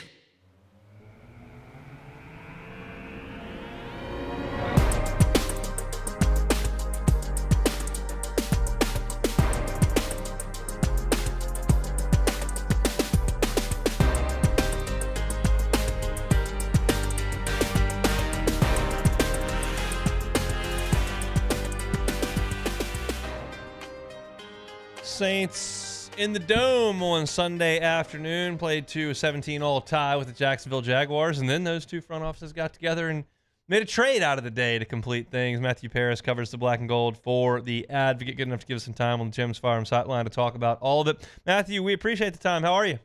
Hey, I'm doing well, thanks. Let's talk about the game first, and then we'll get into the trade. You saw Tyler Shough with the first-team offense. It was a bad start, but things got a little bit better. What did you make of his first start in game action? Yeah, I thought he was actually good. You know, the stuff under pressure was not. I mean, it was pretty ugly early. You would have liked to see him lead to a touchdown like he did the week prior, but just quick decision-making, really nice trust of his receivers and tight ends. That throw to Welsh was particularly impressive. And you just saw the ball kind of firing out there. Like, the thing I'm looking for with Tyler Shough is just making progress as he's growing more comfortable as camp goes along. And I think there's, no question that he is. I mean, he's growing at a pretty nice rate here of late. And I think you saw that again, even if it wasn't that home run kind of performance that maybe the first week was. Yeah, I think for the fans that have only gotten an opportunity to watch the game against the Chargers and the game against the Jags, you haven't seen any progression because you didn't see any of training camp. You were there watching training camp. Have you seen some progression from Tyler Shough? Oh, yeah, definitely. I mean, it was not concerning is not the right word early on, but maybe expected of a typical rookie where he looked just a tad slow, even more than a tad. He just looked slow compared to Spencer Rattler. It was kind of night and day watching them in terms of just like how the ball was getting out, how these guys are processing their decisions. But of late, it has looked a lot more even. You see Shough trying to, he understands where the ball needs to go. He makes sound decisions, I think, even if the ball doesn't always get there. And so I do think he's turned a corner, and I think it's a pretty even battle right now. Let's talk about Rattler then. Obviously engineered the game-tying drive and looked good doing so. What did you take from his effort yesterday? Yeah, I think the most encouraging thing was that he was a lot more aggressive than he was the first preseason game. Taking that shot to Tipton, that was the pass interference. I thought was a really good ball. Same thing on the big catch later on. You just wanted to see him play with a little bit more like aggressiveness, and that's something that he said afterward. I think was that was just a priority for him going into the week. Even the joint practice against the Rams, he was under pressure a ton in that practice, but yet he still got the ball out and was trying to make the best decisions he could. So, Rattler is a very confident guy, and I think he plays at his best when he seems into that confidence. And I think you saw that. Yeah. When you consider the practice with the Rams, you consider not having your potential Pro Bowl center out there for a lot of preseason action, no Kamara. How do you feel about the ecosystem these quarterbacks are working in the preseason right now? Yeah, I think it's at least they're both getting the same opportunities. I know Chris Olave and Rashid Shaheed played in this game with Shough, and they didn't play in the last game with Rattler. But, Rattler and Shough in the first game still had the same supporting cast. These guys, they're still working with relatively the same group, even if some guys are sitting out. And so, I think that's fine. I think it's fair to both of them. And also the NFL, we saw last year, the Saints, they had so many injuries that they didn't have a fair duck to kind of evaluate any of these guys. So I just think the coaches are putting them in all sorts of different positions, situations, and it's good to get a taste of what these guys can do, even if it's just not all the starters all the time. As far as the defense goes, a lot of young guys that have made some impressive plays in the preseason. Who has impressed you the most on the defensive side of the ball as far as the first and second year players? Danny Stutzman has looked the part. I don't think he's going to be starting right away. Pete Werner has had that kind of locked down there, and Mario Davis as well. But I think there is an opportunity where maybe he can come in and spell for some of those guys, maybe create a play. He's looked pretty solid. Jonas Sanker's interception yesterday was really impressive. Again, I just don't know how healthy the field with Julian Blackman and Justin Reed. But the guy that probably has the most potential to play early is Quincy Riley. But I'm surprised we haven't really seen him with the starters at all, or even in nickel now that Alontae Taylor is hurt. They just have him being on the outside with the twos, and I'm kind of curious to see if that'll shift. Matthew Paris is our guest, covers the Saints for The Advocate. Saints one more preseason game coming up against Denver, and then they'll have a week off before season opener cranks up. The trade that you saw last night between the Saints and Jacksonville, a little bit of coincidence there with them playing a little bit earlier in the day, but what did you make of it? Yeah, I thought it was a fair thing for both sides. You look at the Jags roster, they had too many offensive linemen. Look at the Saints roster, they had too many defensive linemen. Saunders, I don't think Saunders is a bad player. He just was not a fit in Brandon Staley's scheme. They were having him play backup nose tackle. He's just too small for that position in this sort of system. It's why they, in the first place, as soon as free agency started, they went out and traded for Devon Godshaw. That was one of their first moves of the offseason. So it kind of signified how maybe they viewed him anyway, and then he was just in a backup role. And interior, I think the interior of the defensive line is the most crowded position on this roster. There are still a lot of guys there even after this trade. So it provides some clarity, and they get a backup center that I think they needed after Will Clapp went down with a season-ending foot injury. But it's still a very crowded spot along the interior. Is there anything specific outside of the obvious with the quarterbacks that you would like to see over the next 7 days before they play this preseason game? Oh, yeah. I mean, the obvious being that I would like to see them play against Broncos. Yeah. I don't know if they will. I don't know. I mean, both of these guys have they have enough reps now. They have enough weeks to practice where each of these have made their mark. I think two things. One thing I'd like to see out of Spencer Rattler is just once you get into the red zone or you get into scoring circle or you get good field position, to keep capitalizing on those situations, because I think that's maybe the knock him a little bit, is that he hasn't turned those opportunities always into the points. But you saw that final drive from him. That was really impressive. And then with Shough, handling pressure, that I think that's the thing with him is, that was the knock on him in college. Does he panic? Does he fail from things too quickly and make kind of boneheaded plays? And the intentional grounding call in Sunday's preseason game was very also similar to a play he had in the joint practice against the Rams, where he kind of tried to get it out quick, didn't really throw it all that accurate, and he hit the Kelvin Banks' helmet and also got an intentional grounding on that play. And so, you don't want to see those repeated mistakes. You want to see him learn from pressure. So I think that's the thing with Shough, and then the thing I said before with Rattler, capitalizing on pieces of it. How do you handicap the race behind Alvin Kamara? We saw some early touches yesterday from Kendre Miller, and then Clyde made one nice highlight reel play. You've obviously seen Akers as well. What do you think at running back? Yeah, I think Kendre Miller has kind of secured the number 2 spot for now.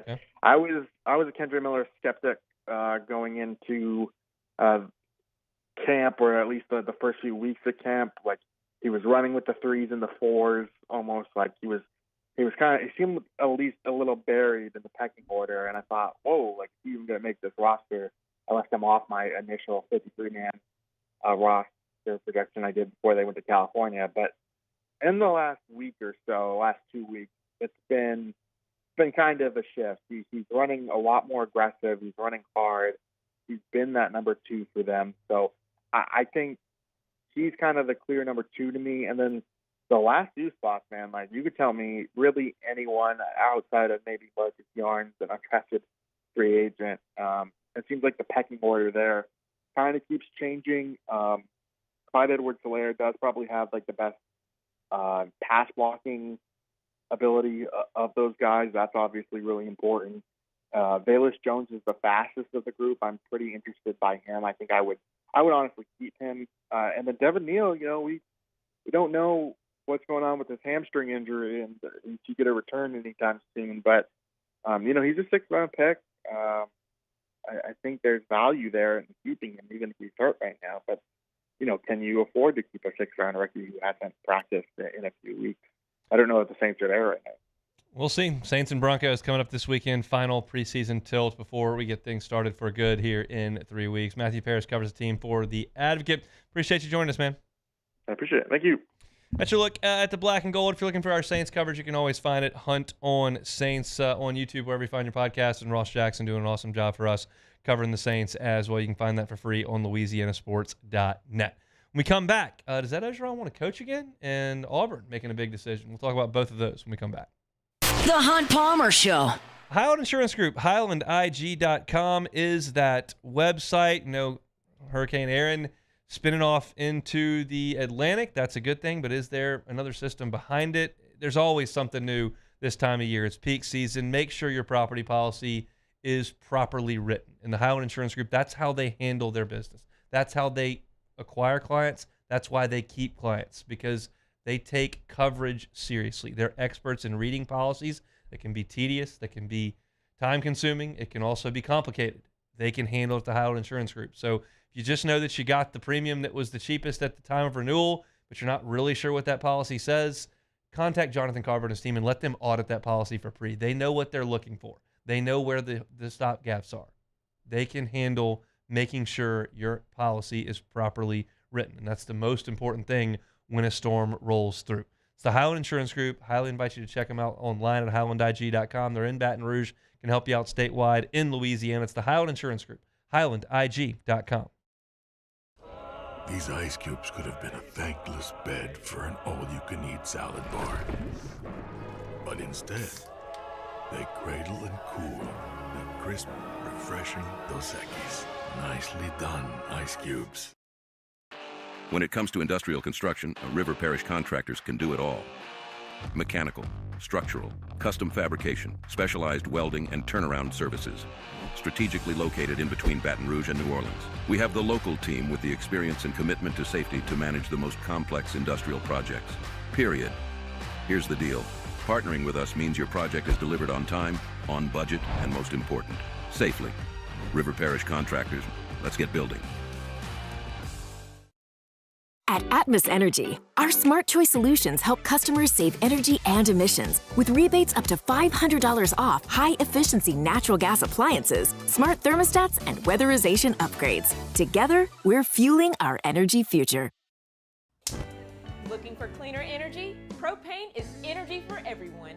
And when you're cooking with clean, affordable propane, you're cooking with gas.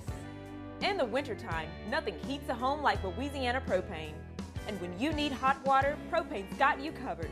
Oh, and you won't regret that propane generator when the power goes out. I'm Miss Louisiana, Gabrielle McLeod, and to find more information and to find a propane dealer near you, visit louisianapropane.com. Man, age is just a number. Don't let it dictate how you feel. Goodwood Men's Sexual Wellness has anti-aging services that can help you look and feel your best. Visit yourgoodwood.com and discover a renewed sense of vitality. Breck teamed up to reimagine your parks, and you imagined big. With your help, we went to work, creating 12 beautiful community parks across the parish. A family-sized water park, miles and miles of trails, and parks just for your dogs. There are more places to splash, to explore, to run wild, and even soar. You imagined, we delivered. Gold. Breck, your #1 park system in the nation. Today, we are shaping tomorrow. We are researching how extreme stress impacts the immune system, from trauma victims to athletes and even astronauts. Our work is leading the way in sepsis treatment, saving countless lives. We're unlocking the mind with music in exciting new ways. Our Lady of the Lake Health and LSU are improving the health of our state. That's the impact of champions. Imagine the impact we'll have on the future. Together, we roar. Hi, this is Beth Serena. Welcome to my pool.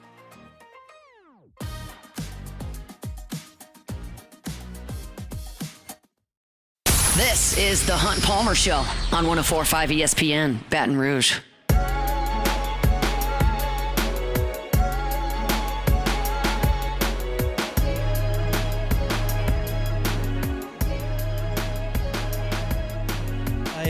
I feel like I need to have a conversation with the administration here, Guarantee, specifically the accounting department, to discuss the amount of funds that are set aside for FCC violations. Because when my show's on 1 to 3 and the Cubs play at 1:20 and they're playing a massive game right now and the bases are loaded and there's one out and we're striking out and I have the urge to want to do things that are not legal on radio, I want to know if Guarantee's in a position to dig into the coffers to pay those fines. Should I just blow a gasket?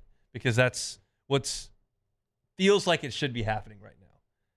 Very disappointed with the things that have happened over the last 45 seconds, to say that very, very clearly. And meanwhile, the Cubs starting pitcher is out of the game, and a guy that I used while I was a student at LSU, watched him on a Friday night, Drew Pomeranz, pitch for Ole Miss against Anthony Renato in 2010. I was a student. I was at Serrano's, which no longer exists, watching that game, and that's the guy who's got to be, I mean, I'm 37. He's got to be 36 out there on the mound in this crucial game. This is not unfolding the way I would like. However, the bases are loaded for the Cubs. There are 2 outs, and I need the Cubs to get a hit. I'm not going to do play-by-play, but I'm probably going to react in the middle of this segment, and you'll know what happens. Whether or not the FCC finds out what happens, that, I guess, remains to be seen. But we'll continue on. Ed Ogeron was up at Barstool HQ in Chicago doing an interview with Pardon My Take. And in that interview, they said, you want to coach again. You realize that Ed Ogeron has not coached since the 2021 season when he was fired at LSU. And he gave an answer that said, look, I got my boys settled. They were obviously in college when he was fired. And he was able to get all three of them coaching positions, one at Tulane and two at Miami. And now they're earning an income and they're in the world of coaching where they want to be. And he feels like he doesn't need to shepherd their every move at this point. So he said he's, quote, got the itch and he wants to come back and coach. And I'm curious about this with Ed Ogeron. Is he wired like Will Muschamp or is he wired like Les Miles? Like, Will Muschamp said this out loud. When he got fired at Florida, obviously, and then South Carolina hired him. And then he got fired at, no, sorry, that's not true. I shouldn't say that. This is what happened. He was fired at Florida, and he took the defensive coordinator job at Auburn under Gus Malzahn. And someone asked Will Muschamp, like, could you have taken a head coaching job at a smaller school? And he said, I could have, but I don't want to do that. I've coached at the highest level in college football. I've been on national championship staffs. I've coached in the SEC. I'm not going down to play at a different level. So he's taking jobs as the analyst at Georgia. And like he's only going to coach at the top of the top, and no one's going to hire him to be a head coach at the top of the top anymore. So he just coached on the side as an assistant or a position coach. Does Ed Ogeron want to do that? Because I'm confident that somebody in a big-time program would hire him to be the defensive line coach. I'm confident in that. If he wants to be a head coach at the highest level again, I don't think that opportunity is going to present itself. I'm not suggesting that Boston College won't hire him or that Syracuse won't hire him. I'm suggesting Florida State's not going to hire him. I'm suggesting, Virginia Tech, I don't think is going to hire him. That's my opinion. It's certainly rooted in no fact whatsoever. It's my opinion. But I'm also curious if he would want to be the head coach at Nicholls. I'm confident they would do that. One of those schools at the higher level of the SES or even at the G5 level for a shot in the arm in terms of publicity would do that. You're talking about a guy who's won a national championship, who's a very famous, who brings a massive presence with him and would immediately bring some notoriety to a program. I'm curious what he wants to do and what would be available to him. That would fascinate me. Obviously, he's going to sit on the sidelines for this year, but if he dips his toe back into that water, I would suggest he could probably get a job in December or January. It just depends on kind of what comes open. I think it's a fascinating story, and I think that's kind of his prerogative. You know that there were a lot of things at the end here in Baton Rouge that got to the internet that are going to have to be explained, but he's married now and he can, I'm certain, have that conversation. I'm interested in that. We'll see what comes of it in the next 6 months. The other story I wanted to briefly hit on in this segment is that Auburn's made a decision to retire Cam Newton's number 2. And no one has worn number 2 at Auburn since Cam left, and that was in 2010. So no one's worn that number for 15 years, right? That makes sense, and it should be that way. But I love the fact that they're retiring his number because I think that honor should be reserved for the best of the best, and that dude is the best of the best. I'm now getting to a point with Myers, who's 3.5, where it's pretty obvious he's going to have a sincere interest in sports. He wants to play sports all the time. He loves to watch them on TV. He will be very interested in sports. He doesn't know who wins and who loses at this point. Doesn't really know how you score points. He likes to watch. And I will eventually, in time, tell him about players that I watched in person. And I've seen a lot of really good ones over the last 25 years. And Cam Newton is one of the best. I mean, bar none. You're talking about a guy that I watched in Jordan-Hare in 2010 essentially handle LSU by himself. Like, Michael Dyer's a good player, and Ontario McCaleb, good player, and yeah, LSU had a lot of trouble blocking Nick Fairley, but it was Cam Newton on 3rd and 3. And then when the game had to be won, him busting free for that touchdown through like 6 All-Americans at once was amazing to watch. And I'll talk about Cam Newton the way I talked about watching Tim Tebow in person. I'll talk about him the way I talk about Darren McFadden, watching him in person. I'll talk to him about watching Nick Saban's teams in person. But Cam Newton, as far as players that I've watched in the SEC, is in rarefied air. Like, I saw Johnny Manziel play twice. He didn't do anything. That'll be what I say. He was a really exciting player. He deserved the Heisman Trophy. What he did that year in College Station was amazing, and I think the perfect, stars aligning for those two tackles with Yokel. I think Matthews was the other tackle, and then they had Mike Evans, obviously, and Swope was on that team, and it was just a really good A&M team. And then they were doing that fast tempo with Sumlin, but Manziel was the perfect pilot for that, and he was awesome, except when I was watching him in person. I saw Cam at the peak of his powers. He was brilliant in that game against LSU. And one memory that I'll have kind of burned in my brain from Cam Newton and being there in Auburn that day was I was seated in the end zone. Auburn wins the game. We leave. I'm in college. That's my 4th year in school. And we went to Sky Bar, which is the big bar in Auburn. It's like 4 bars in one. It's like outdoor area in the front, and then there's like a band area, and then if you go to the back, it's like a club. So it was this huge bar like everybody in Auburn went to, and I was there, and we were in the front part of it, which was like this open air part.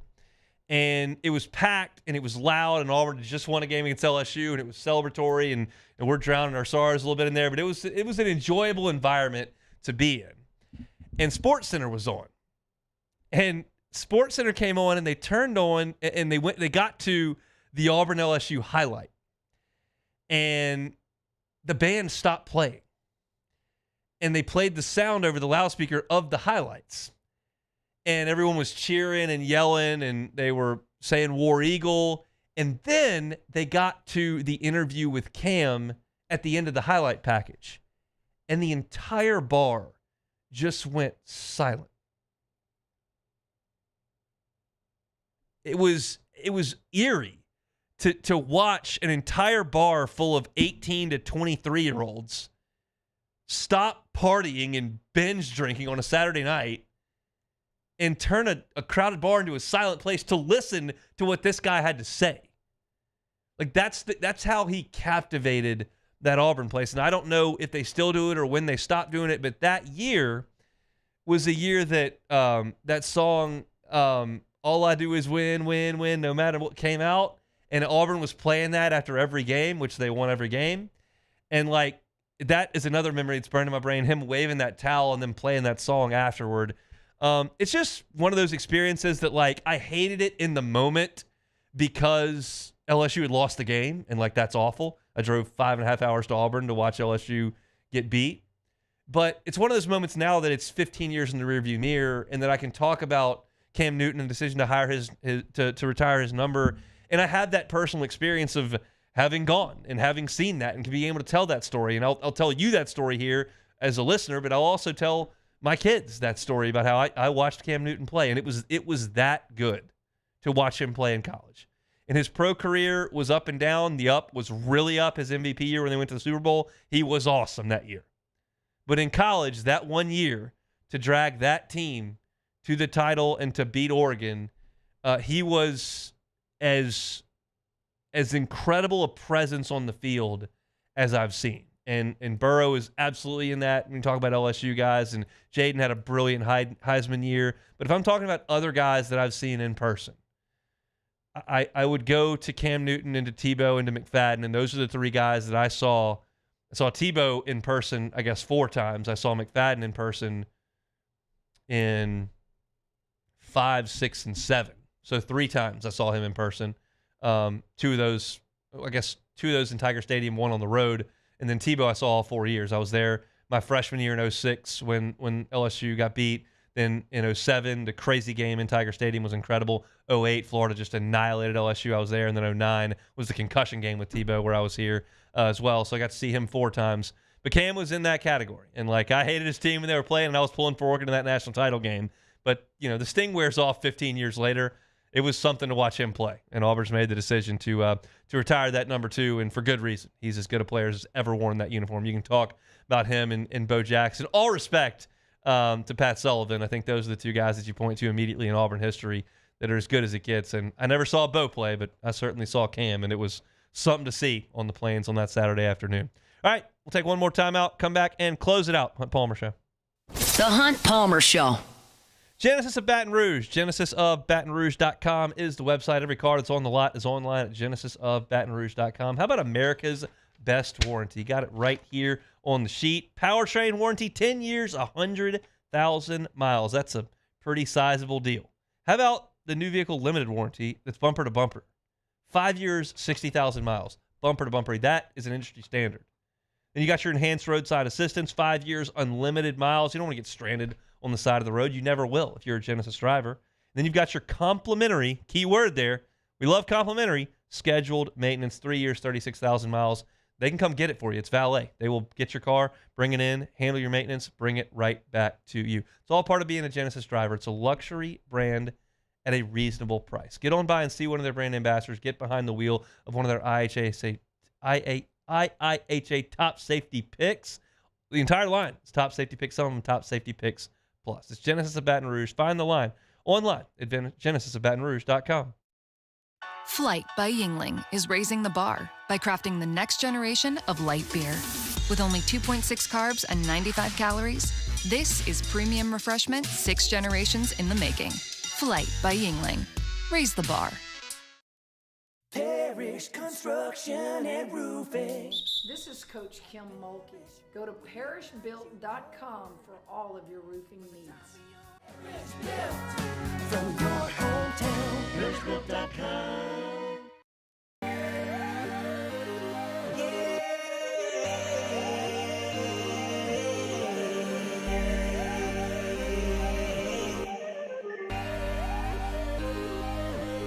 You gotta believe in a dream.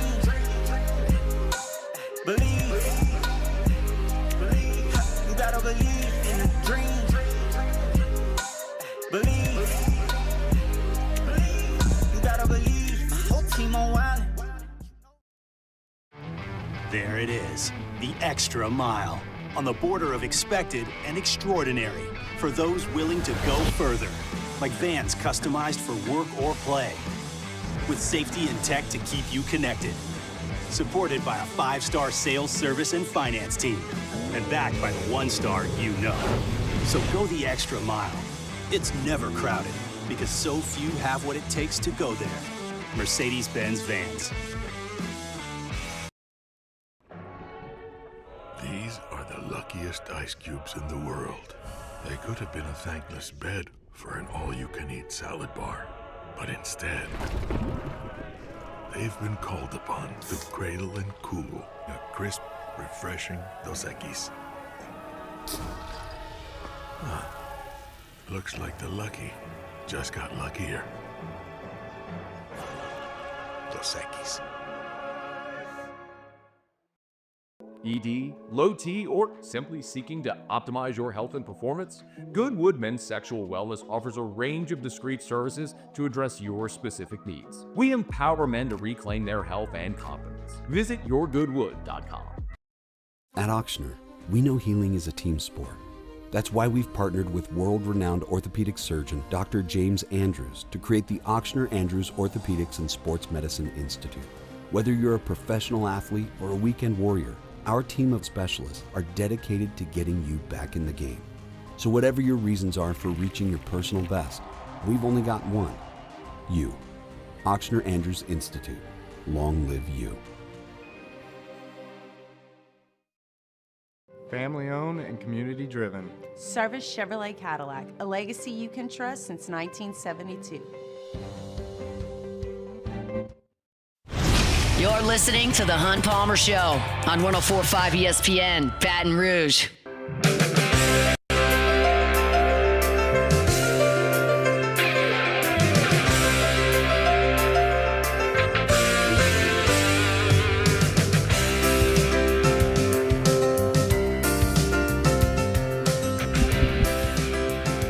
Things are not going well at Wrigley Field. Brewers 2, Cubs nothing. We strike out every time I turn around and look at the television. It's very frustrating.